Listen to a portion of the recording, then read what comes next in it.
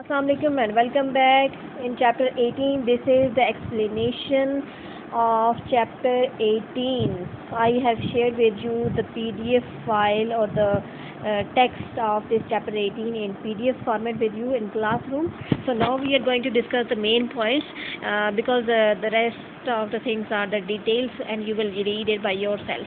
So basically the points that are necessary or important or the key points that needs to be understood clearly. So I'm going to discuss those points here in chapter 18 lecture video. First of all, he says that every play consists of play और plot. Okay, plot construction की बात करेगा कि कैसी होनी चाहिए plot construction. Aristotle के according plot construction क्या है?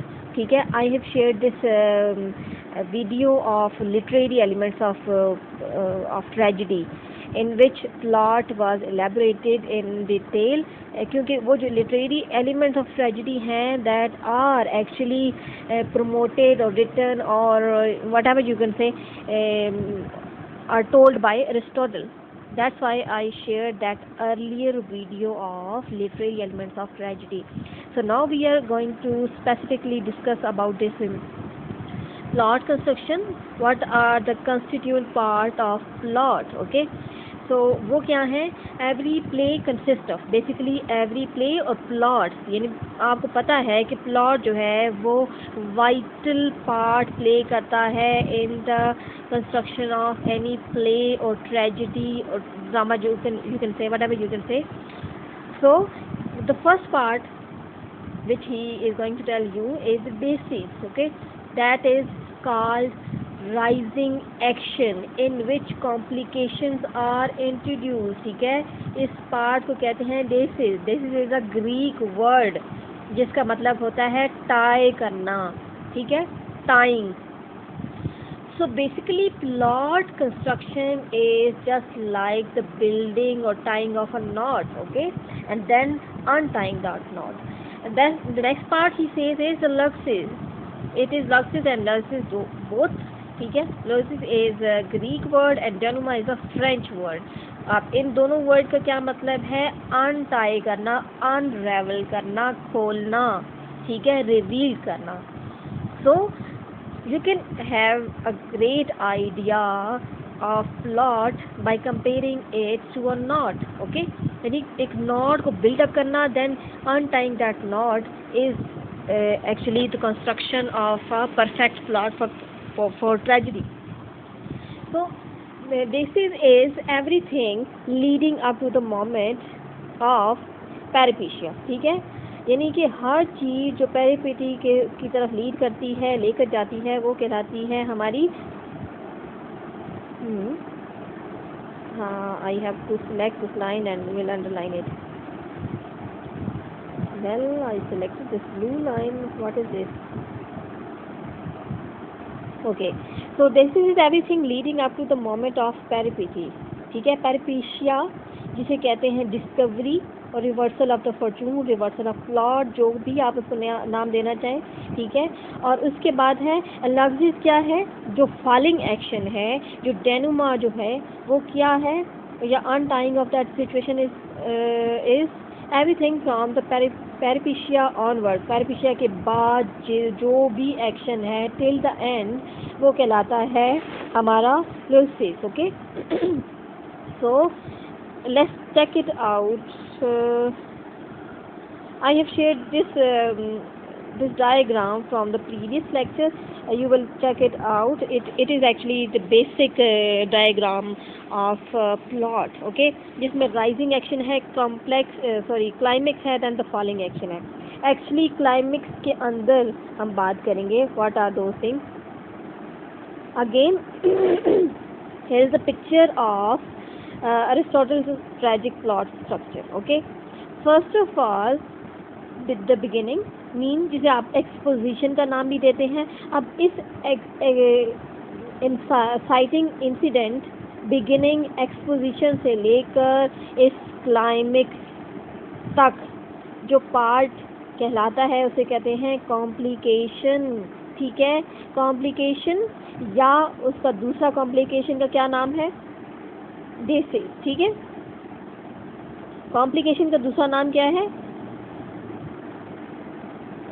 Let me raise it. Complication का दूसरा नाम क्या है? Desis. I will write it here. The second name for the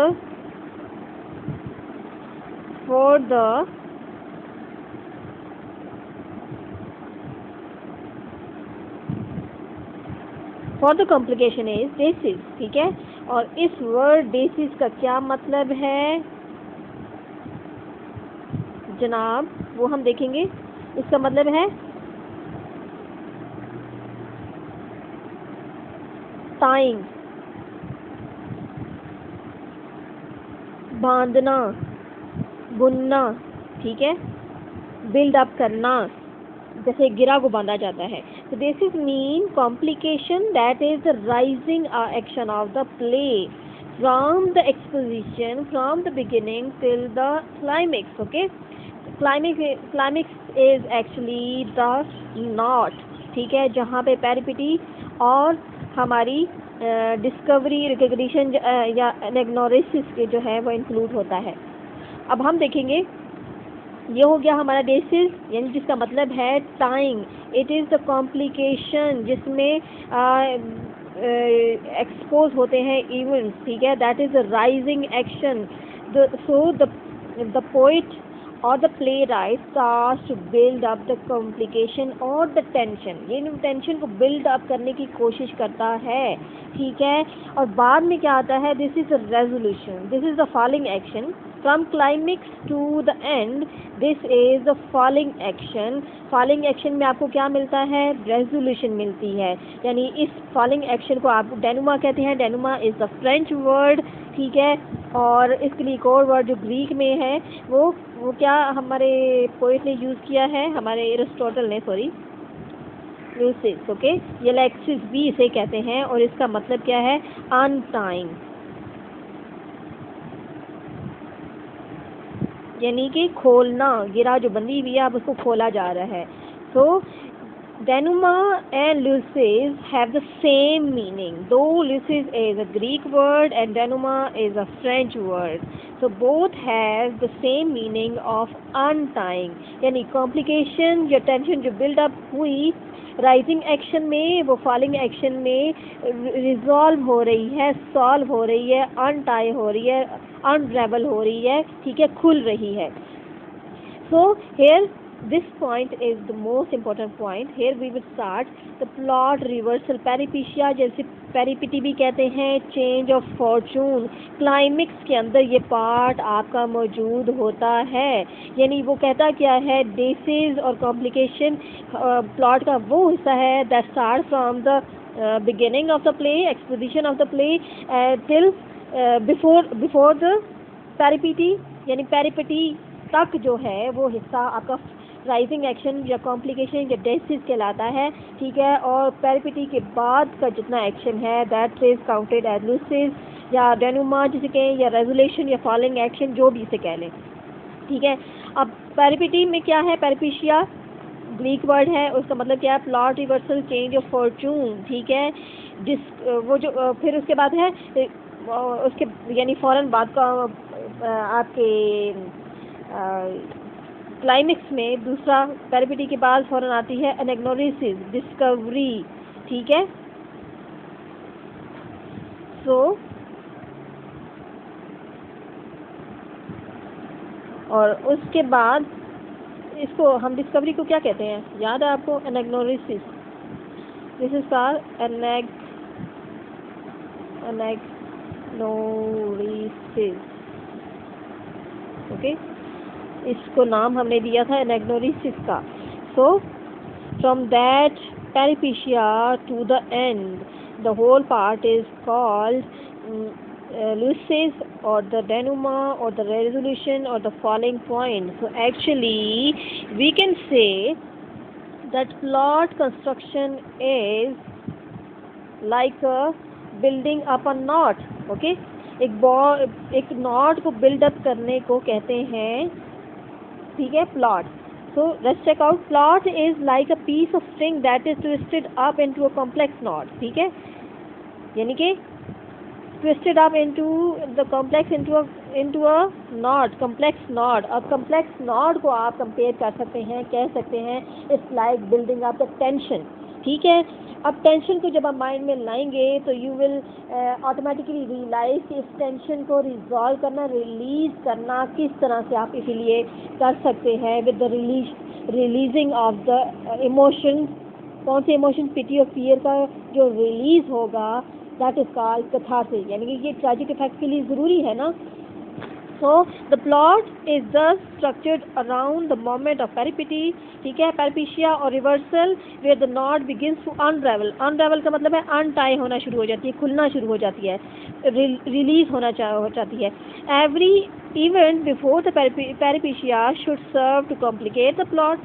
यानी आप जो पेरिपेटी से पहले जितना भी इवेंट है या इंसिडेंट्स हैं, they must serve to complicate the plot, they must serve to complicate the knot. ठीक है. And every event from the peripety onward should serve to untie these complication. अब उसके बाद जितना फॉलोइंग एक्शन में क्या होना चाहिए कि all those complication should be resolve. ठीक है. All those you can say tensions must be resolved, released in the form of catharsis. यही तो एंड है ना हमारी ट्रेजिडी का. ठीक है. ट्रेजिक इफेक्ट किसे कहते हैं? कैथारसिस को, रिलीज और release of pent of emotion. कौन से पेंट ऑफ इमोशन है? पिटी और फियर के. तो ठीक है, ये है ना हमारा कैथारसिस, ये है रिलीज ऑफ दैट टेंशन. तो नॉट को आप कंपेयर कर सकते हैं विद द टेंशन और उस नॉट के खुलने को आप कह सकते हैं रिलीज. ठीक है. वो नॉट जब खुल गई है तो उसका मतलब है it will give release to that tension. So next point is about the kinds of tragedy. अब उसमें काइंड ऑफ ट्रेजिडी में first of all there is the complex tragedy. ठीक है. पहले वो कहता है कि first form of tragedy is complex tragedy, यानी वो made up of peripeteia and anagnorisis. Complex plot की तरह कॉम्प्लेक्स ट्रेजिडी बेसिकली प्ले अपने प्लॉट से ही पहचाना जाता है. तो कॉम्प्लेक्स प्लॉट जो है that is made of peripety and anagnorisis. ठीक है. डिस्कवरी. तो कॉम्प्लेक्स ट्रेजिडी की भी सेम डेफिनेशन है. तो second is tragedy is suffering. And third type of tragedy is the tragedy of character, and the fourth the tragedy of spectacle. Spectacle आपको पता है that is based on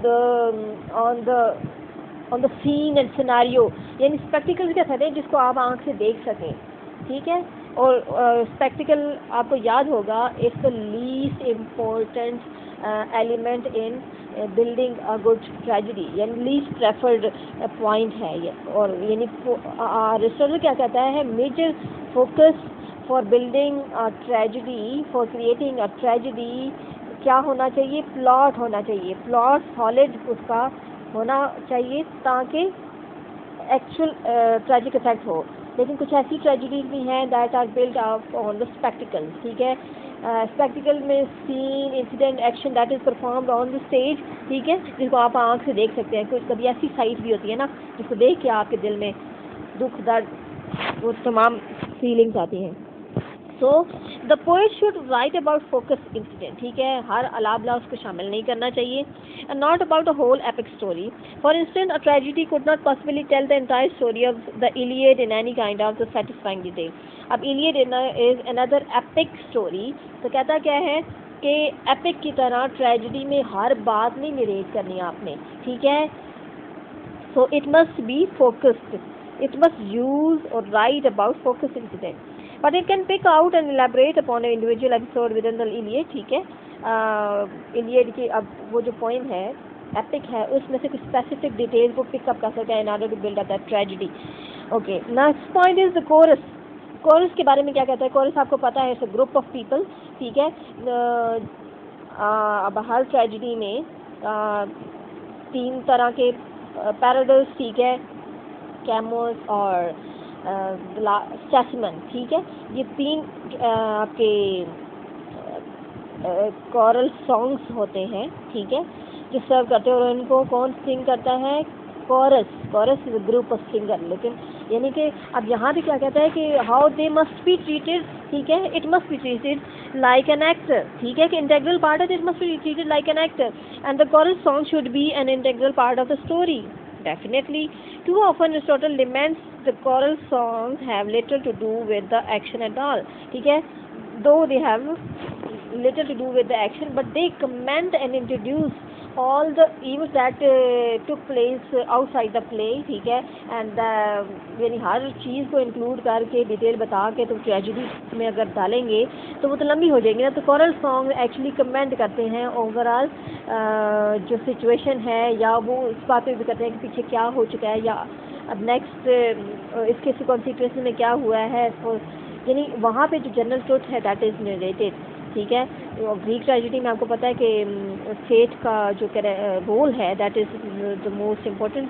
तो basically उसको propagate करने के लिए, या क्या कहना